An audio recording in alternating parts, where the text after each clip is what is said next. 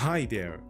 Welcome in a new tutorial. In today's lesson, we will see how to use the perspective cropping tool to take an angled part from an image and turn it to a flat image. Like you can notice here, we turn the angled image from the left to a flat one in the result as the right. Before we begin, if you don't have the Adobe Photoshop installed in your machine, I place the link in the description below where you can download the last version of Adobe Photoshop for free. And if you have any problem installing the software, just leave me a comment and I will reply to help you.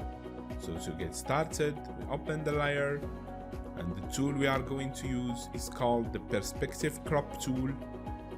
So what we are going to do, we point the first point here, the second point here, and we place the third point here, same manner, the fourth point here, and all we have to do is click OK. Alright, so using the crop tool, I will add some little space, some empty space to the image here at the right and at the left.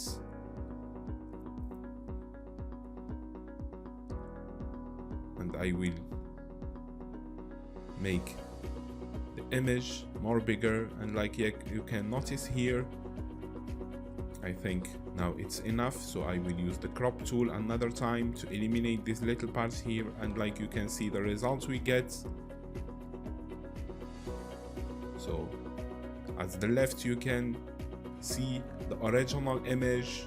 The image of the boy was angled, so angled, but as the result we get a very perfect flat image. Very quickly and very easy using the perspective crop tool. Alright guys, I wish you enjoyed this tutorial. Don't forget to subscribe to get the tutorials coming up.